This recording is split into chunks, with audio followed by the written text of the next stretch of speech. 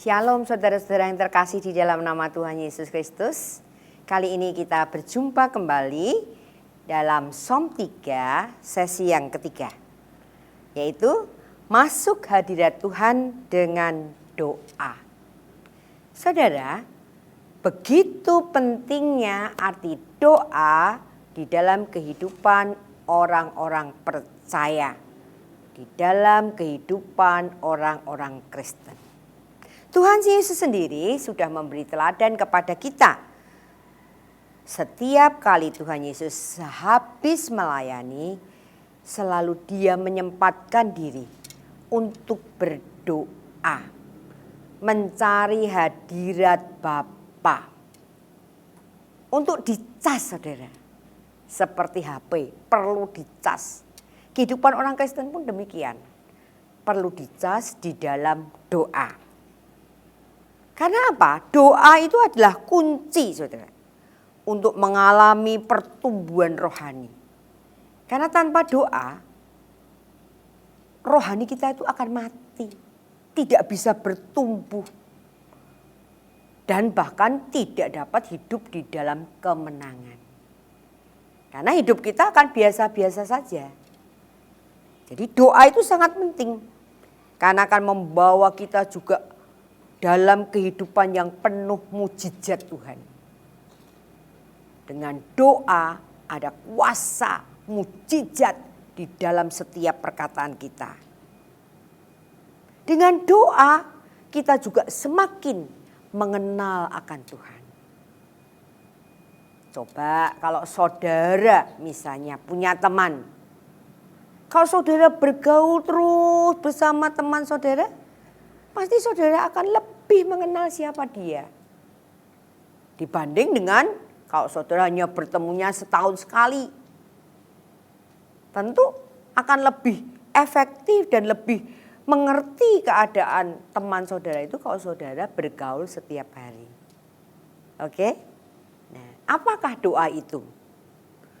Doa adalah komunikasi. Hal komunikasi itu pasti ada dua arah. Kalau satu arah berarti bukan komunikasi namanya. Ya. Jadi kalau komunikasi itu ada interaksi antara pembicara dan lawan yang diajak bicara. Nah, dalam doa itu lebih lagi. Selain ada komunikasi, ada interaksi kedua belah pihak. Merupakan satu persekutuan yang indah saudara. Antara kita dengan Tuhan. Luar biasa. Sebagai anak Tuhan kita harus menikmati kehidupan doa kita bersama dengan Tuhan itu harus kita nikmati. Karena dengan membangun hubungan yang akrab melalui doa, kita akan mengenal suara Tuhan.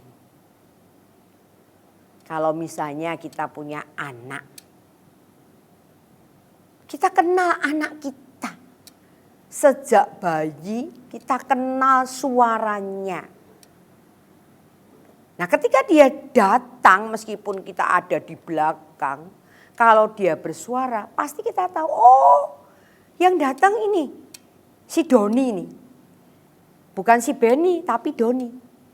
Karena kita mengenal, oh itu anakku yang nomor satu si Doni.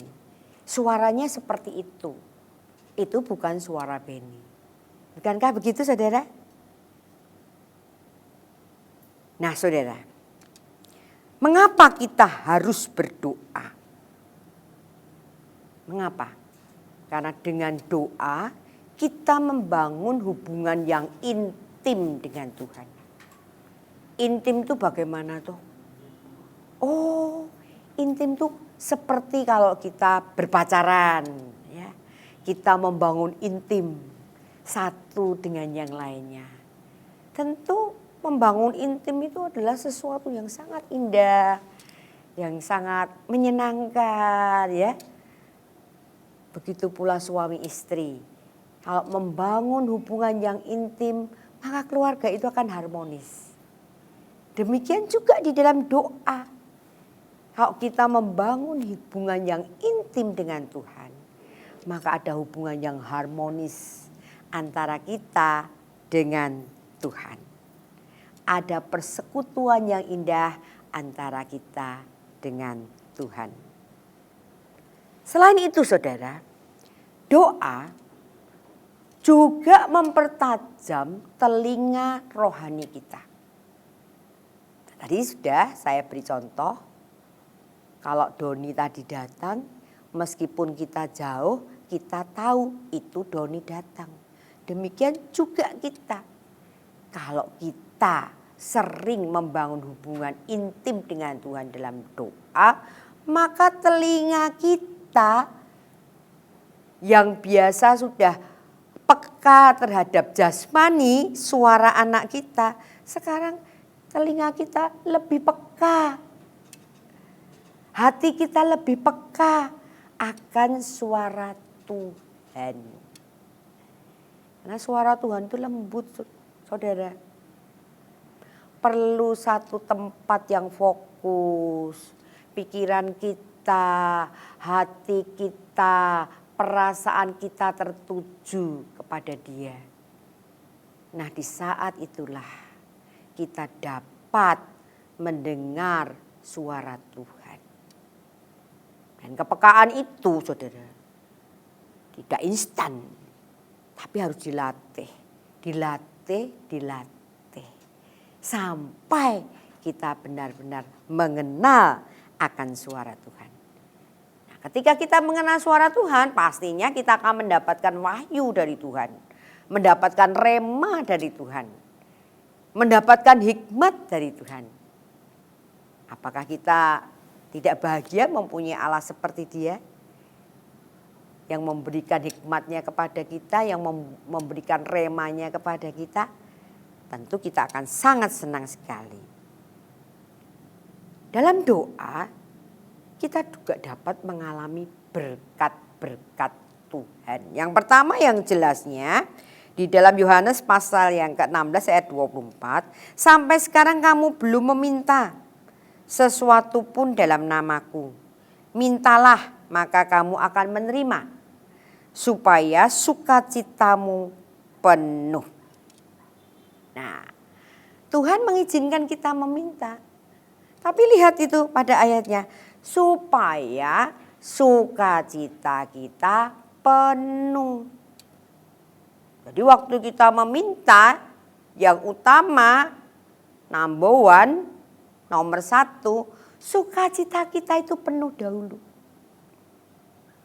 Bukan minta, wah mau minta rumah ini, rumahku ini loh Tuhan, aku kontrak terus, aku pengen punya rumah, itu nanti. Tapi ketika kita membangun hubungan dengan Tuhan, berkat yang utama itu adalah apa? Sukacita. Dan sukacita kalau dari Tuhan itu nggak bisa dibeli dengan apapun, dengan uang berapapun nggak bisa. Karena kita lihat banyak orang yang punya uangnya banyak, dia kesulitan tidur, dia bingung dengan uangnya, dengan kekayaannya, ya toh. Nah, jadi nomor satu berkat yang melimpah atas kita itu sukacita. Sukacita Allah itu kekal, sukacita Allah itu terus menerus. Dan sukacita Allah itu luar biasa. Tidak bisa dibeli dengan uang, tetapi hanya bisa dibeli dengan hati yang rindu kepada Tuhan.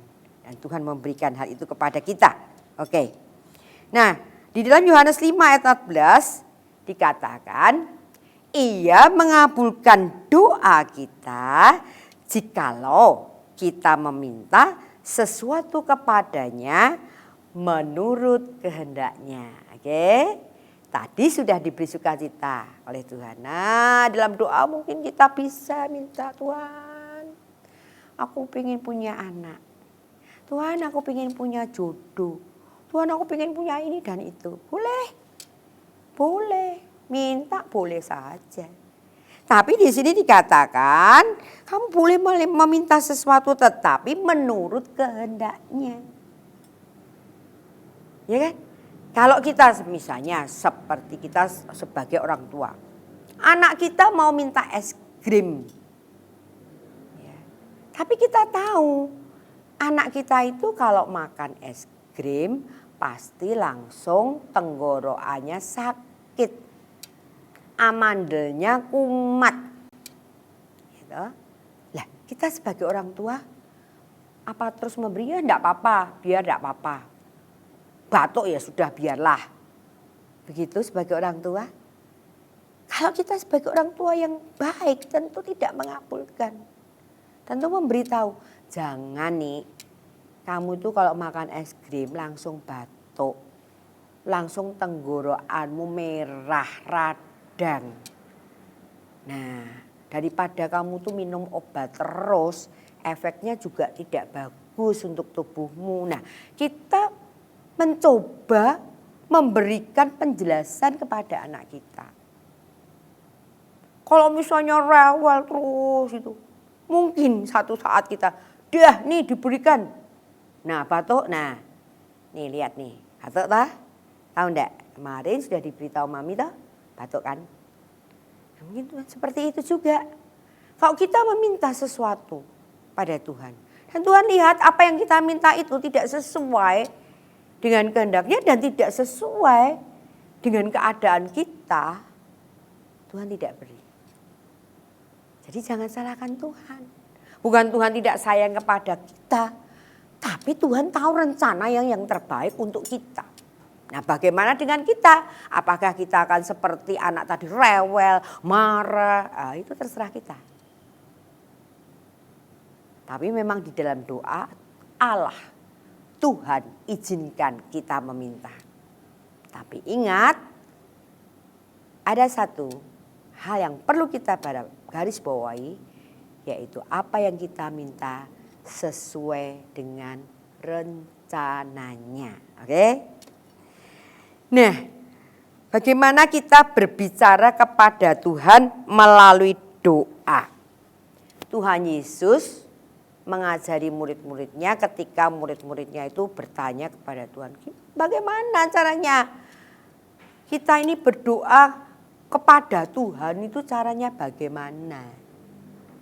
Tuhan mengajarkan kepada murid-muridnya, yaitu doa Bapa kami. Ya kan? Saudara bisa baca di dalam Matius pasal yang ke-6, saudara bisa baca tentang doa Bapa kami.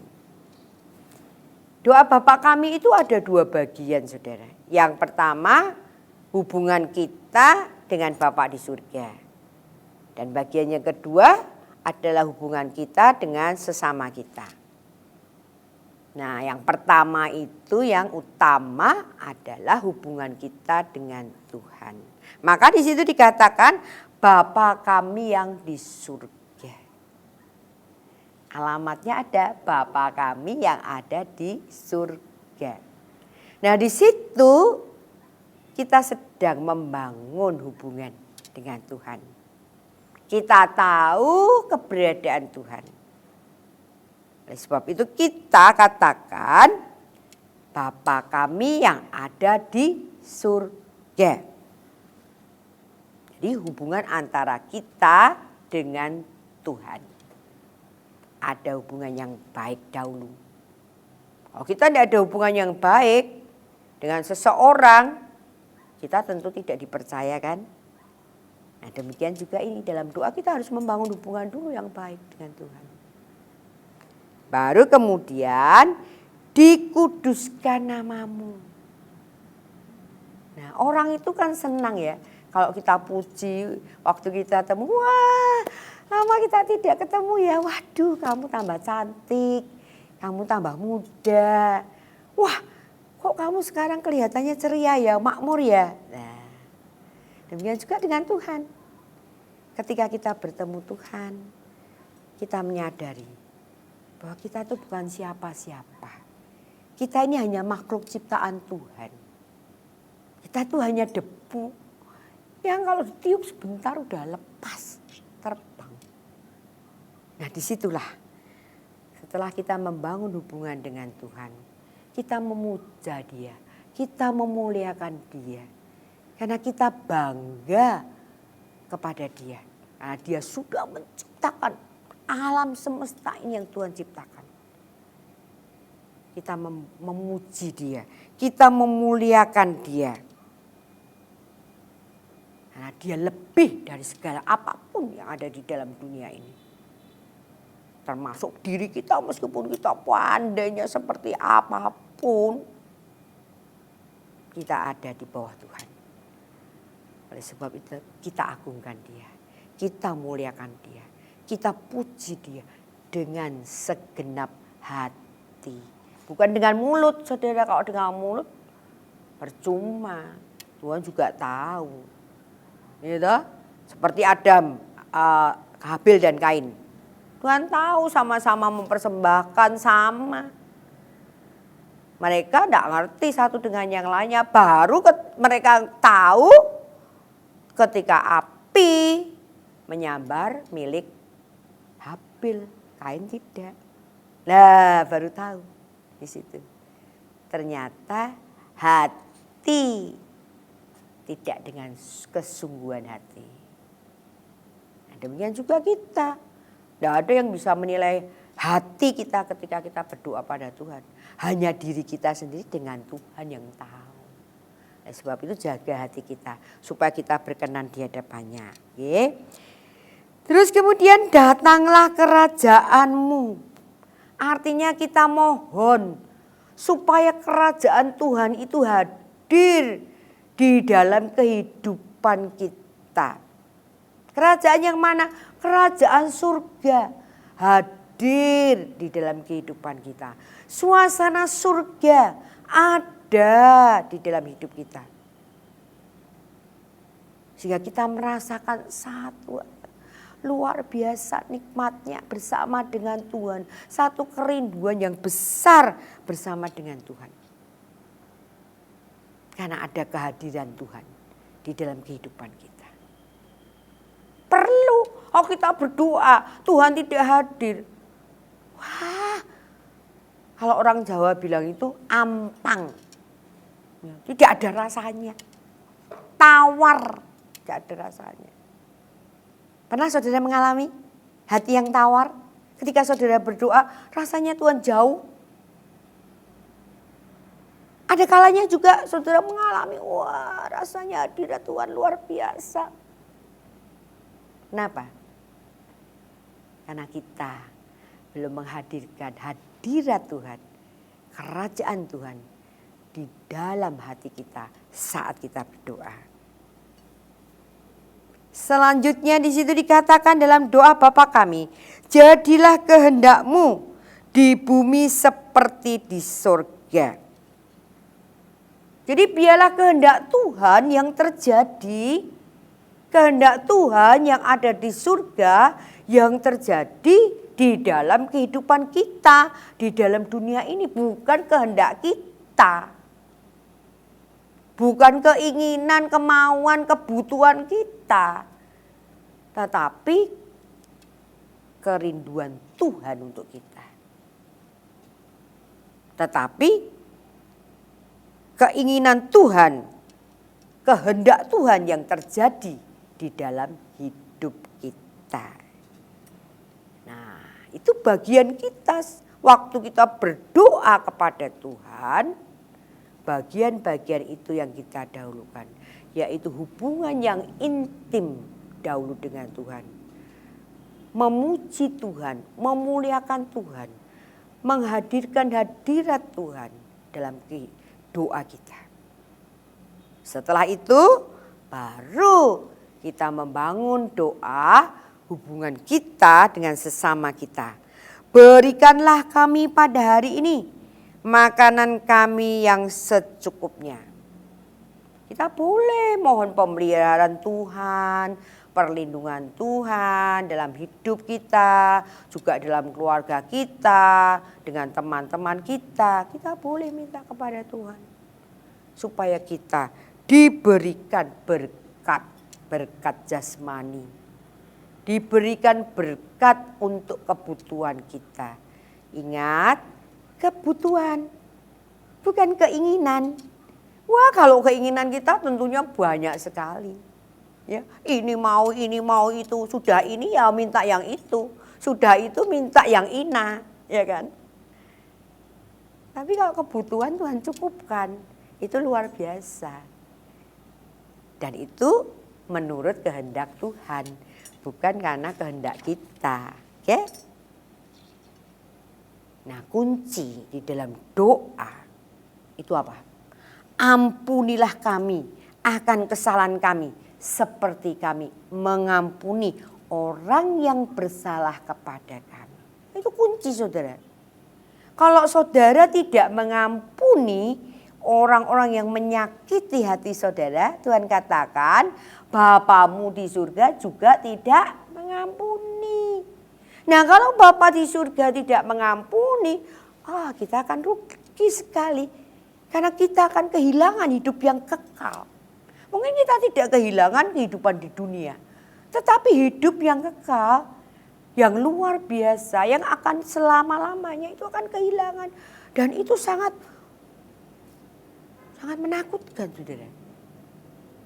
Maka saudara, saat ini, kalau saudara masih mempunyai kepahitan hati, luka hati kepada siapapun, biasanya kepada orang yang sangat dekat kepada kita, suami, istri, anak, menantu, cucu, orang tua, bahkan teman pelayanan, teman kerja, gitu. Tidak mau ngomong, tidak mau ketemu, tidak mau apalagi berhubungan. Nah, kita periksa. Kalau saat ini kita masih memiliki hal-hal seperti itu, mari kita ampuni dia. Nah, mengampuni itu bukan mulut, saudara, tetapi kita melakukan, ambil satu tindakan. Mau ketemu, mau bercakap-cakap. Aku mengampuni Tuhan, aku mengampuni dia di dalam nama Tuhan Yesus, aku sudah mengampuni dia. Tapi waktu ketemu, membuang muka, sama saja bohong. Tuhan katakan kamu itu hanya ngomong di bibir, tetapi hatimu tidak. Katakan demikian. Dan itu percuma. Ini perlu kita mengkoreksi diri kita sendiri. Tidak perlu mengoreksi orang lain. Koreksi diri kita sendiri. Sudahkah kita mengampuni orang-orang yang menyakiti kita? Ada orang yang tidak bisa mati, saudara. Ternyata dia punya kepahitan, tidak bisa mengampuni. Bahkan orangnya sudah mati, dia belum mati. Tak bisa mengampuni, dia tidak mati-mati. Lah, badannya sudah kurus kering, tapi dia tidak mati. Ternyata setelah dikorek dan dikorek, ternyata dia punya kepahitan yang belum diselesaikan. Atas pertolongan Tuhan, teman-temannya mendoakan dia, memberikan kelepasan kepada dia, pertolongan supaya dia mau melepaskan pengampunan. Akhirnya dia mau melepaskan pengampunan. Tidak lama, saudara. Tidak lama.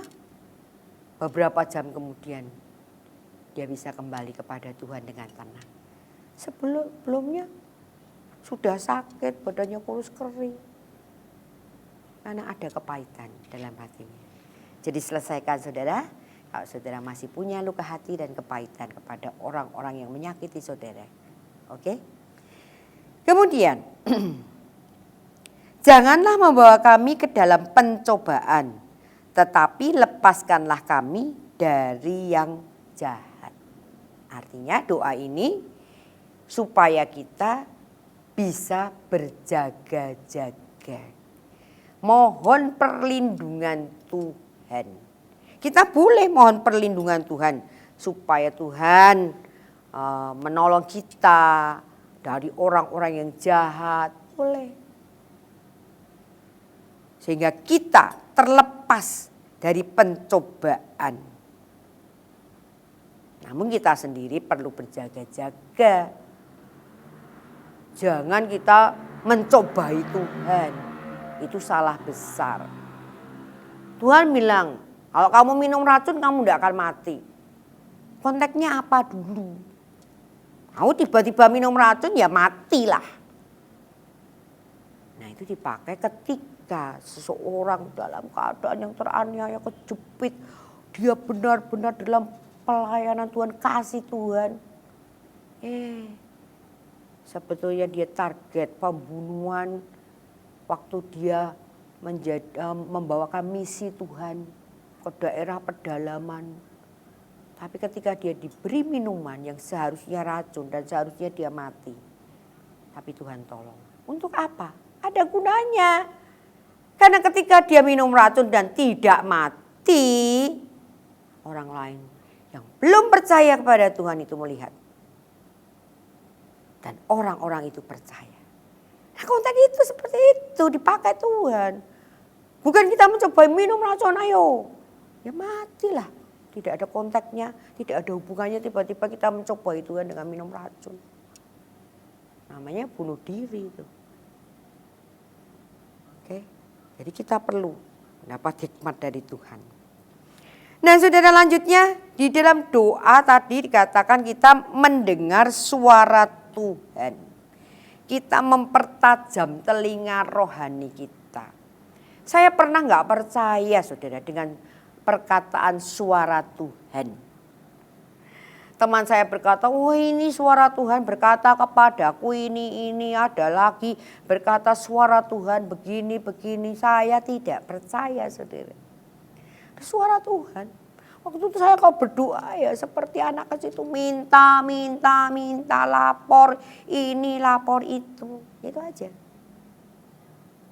Tapi ketika saya sudah belajar firman Tuhan, terlebih dalam Psalm ini, ya, saya baru tahu, oh ternyata Tuhan itu bisa diajak bicara. Oh ternyata kita bisa mendengar suara Tuhan. Nah, luar biasa kan? Jadi perlu ada perjumpaan pribadi dengan Tuhan. Yang di gereja ini saya baru mengerti namanya encounter. Perjumpaan pribadi dengan Tuhan. Ternyata benar, saudara. Kekristenan saya sejak kecil sekolah minggu. Ya, sampai saya sudah ikut remaja, pelayanan, ikut kor. Sampai sudah menikah ikut pelayanan. Ternyata kekristenan saya nilai diri saya sendiri 0. Saya hanya mengerti cerita firman Tuhan. Hanya mengerti cerita firman Tuhan. Tetapi saya tidak punya kuasa untuk melakukan firman Tuhan itu. Sehingga menjadi orang Kristen yang kalah. Orang Kristen yang selalu gagal. Nah, perlu, saudara, perjumpaan pribadi dengan Tuhan ini sangat penting dan sangat perlu. Nah, sekarang lihat, saudara, apakah saudara sudah benar-benar mengalami perjumpaan pribadi dengan Tuhan? Bisa ketika saudara mengalami perjumpaan pribadi dengan Tuhan, lalu saudara ambil keputusan saat percaya bahwa Yesus itu adalah Tuhan dan Juru Selamat, itu saatnya saudara bertemu dengan Tuhan secara pribadi. Tapi tidak berhenti di situ saja. Kalau saudara berhenti di situ saja, yaitu seperti saya menjadi orang Kristen yang gagal, kalah. Karena saya tidak memelihara perjumpaan pribadi saya dengan Tuhan. Ya cukup di situ saya sudah lakukan, saya sudah percaya Tuhan Yesus sebagai Tuhan dan Juru Selamat, titik. Sudah. Dan di depan dikatakan tidak mengalami pertumbuhan rohani. Ya biasa-biasa saja. Menjadi orang Kristen juga sama dengan orang yang di luar. Nah, jadi di sini firman Tuhan mengajarkan kepada kita di dalam Filipi 2 ayat 5. Hendaklah kamu dalam hidupmu bersama menaruh pikiran dan perasaan yang terdapat juga di dalam Kristus Yesus. Jadi kalau saudara sudah ambil keputusan percaya kepada Tuhan Yesus sebagai Tuhan dan Juru Selamat, itu harus dipelihara Perjumpaan itu harus diteruskan berjumpa dan berjumpa selamanya. Tidak berhenti titik. Nah, itu selesai. Nah, itu akan mati, saudara. Tidak akan bertumbuh. Nah, setelah kita berjumpa dengan seseorang, kita akan mengadakan pengenalan kepada dia. Wah, umurmu berapa ya? Kamu sudah menikah atau belum? Pekerjaanmu apa? Atau sekolahmu di mana? Apa saja. Kita bisa tanyakan, hobimu apa? Dan demikian juga ketika kita sudah berjumpa dengan Tuhan, kita membangun pengenalan-pengenalan yang lebih dalam dengan Tuhan. Semakin sering kita berjumpa dengan Tuhan, maka pengenalan kita akan semakin dalam dengan Tuhan. Pengenalan kita yang semakin dalam itu yang sangat luar biasa, yang tidak bisa dimiliki orang lain dan tidak bisa diajarkan oleh orang lain. Sekalipun pendeta mengajarkan, bersaksi, kita bingung, nggak ngalami. Tapi kok kita ngalami pengenalan kita bersama dengan Tuhan secara pribadi, wah itu sangat luar biasa. Dan ketika hamba Tuhan memberikan firman, kita bisa mengerti. Karena kita sudah mengenal secara pribadi dengan Tuhan. Jadi firman itu menjadi makanan yang enak. Bukan makanan yang keras, makanan yang menyulitkan, tidak. Tapi sesuatu makanan yang menjadi enak sekali buat kita. Ya. Nah, kemudian setelah mengenal, yaitu bergaul dengan Tuhan. Bergaul ya. Sering kita kalau bersama teman kita untuk menambah pergaulan kita, yuk kita janjian yuk, kita makan bersama yuk. Nah di situ kita sharing bersama dengan teman kita, sahabat kita, berdua ya. Kita saling menguatkan, saling mendoakan, saling mendukung. Dan demikian juga dengan Tuhan. Setelah kita mengenal Tuhan lebih dalam lagi, kita mengadakan bergaul dengan Tuhan lebih intim. Ya. Sampai rasanya itu Tuhan itu ada di dalam kehidupan kita. Jadi kita tidak takut, kita tidak diombang-ambingkan dengan keadaan, dengan berita ini, berita itu. Wah, bingung semuanya. Gitu. Tapi kalau kita dengan Tuhan tidak bingung, karena Tuhan itu sudah memberikan kepada kita perkataan-perkataannya, hikmatnya, itu sudah diberikan kepada kita, remanya. Jadi kita sudah ngerti. Orang lain bingung. Kok kamu enggak bingung toh? Kok kamu enggak cemas toh keadaannya seperti ini? Kok kamu bisa toh jalani hidup yang seperti ini? Kenapa ya? Orang bingung kita bisa menjalani kehidupan seperti ini. Kita biasa-biasa saja karena kita sudah tahu ada Tuhan dalam hidup kita. Dan hidup kita dituntun oleh Tuhan. Mereka yang kebingungan karena mereka tidak tahu rencana Tuhan. Tapi kita yang tahu hidup kita luar biasa. Oke. Nah, bagaimana kita mengenal cara Tuhan itu berbicara? Wah, berbicara seperti saya? Oh, bisa juga. Bisa juga Tuhan berbicara seperti ini. Secara audible, saudara bisa mendengar. Bisa. Mari kita baca di dalam Ayub pasal 33 ayat 14 kita mulai baca. Karena Allah berfirman dengan 1-2 cara. Artinya 1-2 cara itu banyak cara ya. Tetapi orang tidak memperhatikannya. Aduh, nah itu. Firman Tuhan sudah mengatakan, Tuhan itu sudah ngomong. Tapi manusia tidak memperhatikan. Aduh. Saudara sudah memperhatikan belum? Lanjut. Dalam mimpi. Tuhan bisa bicara dalam mimpi. Ketika tidur. Bisa bicara dalam mimpi. Bisa dalam penglihatan waktu malam, saudara melihat, atau mungkin di gereja, saudara bisa melihat satu penglihatan.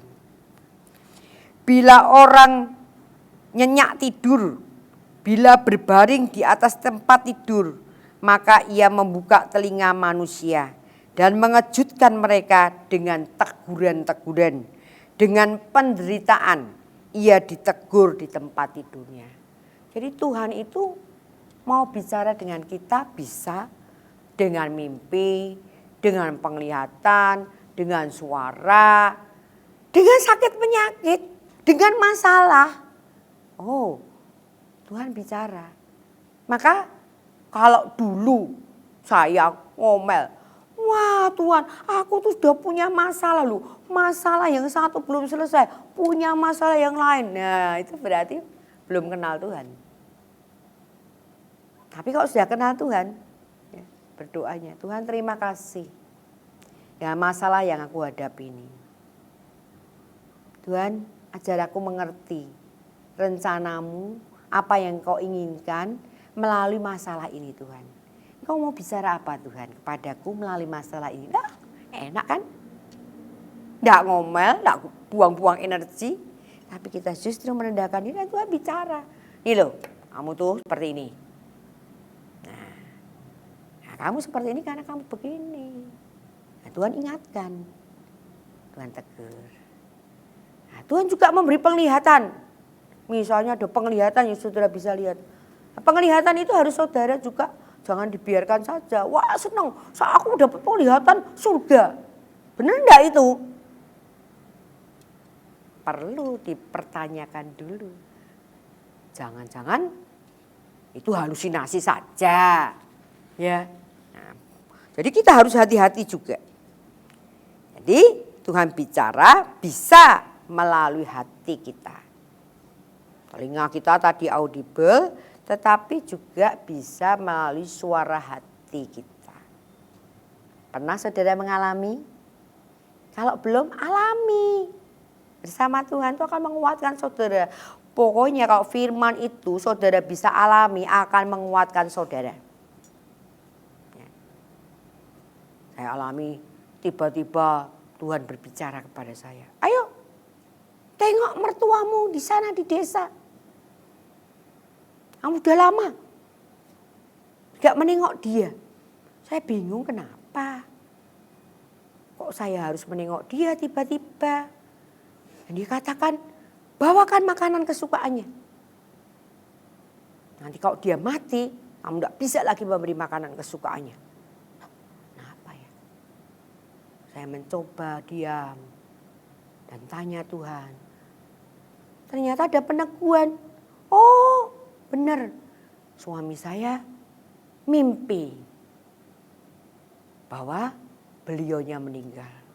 Anak saya mimpi ada pertemuan di rumah mertua saya. Dan ternyata ketika kami ke sana belum terjadi apa-apa. Kami takut ada apa-apa, ketika kami ke sana belum ada apa-apa. Tapi 40 hari kemudian, sebelumnya 5 hari setelah kami ke sana, dia kecelakaan. Dan 40 hari kemudian dia meninggal. Nah Tuhan bicara. Tuhan sudah memberikan rema kepada kita. Tuhan bisa memberikan remanya kepada kita. Yang lanjutnya Tuhan bisa berbicara melalui ingatan kepada firman yang tertulis di dalam Alkitab. Jadi ketika kita membaca Alkitab mungkin firman itu belum berguna saat kita membaca. Tapi suatu saat kita menghadapi masalah, Tuhan ingatkan kembali akan firman itu. Dan itu akan menjadikan kekuatan buat kita, membuat penghiburan atau apa saja buat kita. Itu bisa. Dan Tuhan berbicara melalui firman-Nya. Di dalam Yohanes dikatakan, dialah yang akan mengajarkan segala sesuatu kepadamu dan akan mengingatkan kamu akan semua yang telah kukatakan kepadamu. Jadi diingatkan lagi akan firman Tuhan. Ada juga yaitu berbentuk ide-ide yang muncul di dalam hati kita. Wah kita sedang terpuruk. Ya, waduh PHK, tidak punya pekerjaan. Jangan mengeluh terus saudara. Tapi datang pada Tuhan, Tuhan nih lihat aku. Aku masih punya tanggung jawab banyak Tuhan. Tapi aku di PHK. Terus apa yang harus aku lakukan?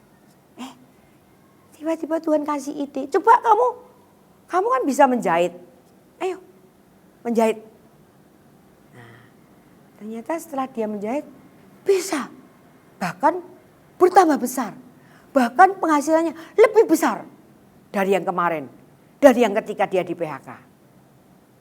Tuhan dapat memberikan ide-ide kepada kita. Itu termasuk Tuhan berbicara kepada kita. Bisa juga Tuhan berbicara lewat hikmat. Oh ini loh, ini ada seperti ini. Lebih baik kamu kalau pulang nanti jangan lewat sana. Karena ternyata ini lagi musim tilang. Kamu jangan lewat sana. Nah, ternyata benar. Kita tidak usah lewat sana. Bukan kita takut, kita tidak punya SIM, kita tidak punya STNK. Salah kalau kita seperti itu namanya mencobai. Tapi kita tidak perlu terlambat. Karena kita kalau lewat situ kan tunggu lama, gitu. Nah, pasti diperiksa satu persatu. Mungkin kita menjadi terlambat. Nah, karena kita sudah diberi hikmat Tuhan, kita lewat ke sana kita bisa lancar. Pergi sekolah, pergi ke kerja, tidak perlu terlambat. Tapi tidak boleh, saudara tidak punya SIM, STNK. Wah, itu namanya salah ya. Lanjutnya. Berbentuk gambaran atau penglihatan. Bisa saudara mendapat penglihatan surga atau melihat gambaran tulisan ya. Seperti Daniel ya bisa mendapatkan tulisan. Boleh. Daniel itu contoh pendoa yang luar biasa saudara. Ya. Nah tapi saudara apapun pendengaran, mimpi, hikmat, ide, gambaran, semuanya itu perlu saudara cek. Tidak langsung diterima mentah-mentah. Tetapi perlu saudara pergumulkan kembali. Perlu saudara tanyakan kembali. Benarkah semuanya itu dari Tuhan? Apa hanya karena kata hati saudara sendiri atau bahkan mungkin dari iblis? Bisa saja iblis datang menyerupai Tuhan Yesus ketika dalam dunia, bisa saja. Kalau saudara datang dulu dalam nama Yesus, itu benar Yesus yang datang atau iblis yang datang yang menyerupai. Jadi perlu saudara, harus saudara cek dulu kebenarannya. Nah, setelah saudara cek berkali-kali, 2-3 kali saudara mendapat peneguhan. Nah, baru saudara ambil bahwa itu benar-benar suara dari Tuhan. Nah, saudara, di akhir sesi ini, kalau saat ini saudara mungkin masih seperti saya yang dulu, tidak percaya akan suara Tuhan, sekarang saatnya saudara percaya pada suara Tuhan. Karena di dalam Tuhan, di dalam pengenalan kita kepada Tuhan, semakin hari seharusnya kita semakin mengenal suaranya. Saudara, periksa dan mulai lebih lagi di dalam Tuhan, sehingga saudara berada di dalam rencananya dan mengerti perkataan Tuhan, suara Tuhan yang menuntun saudara pada jalan kebenaran. Amin. Tuhan berkati.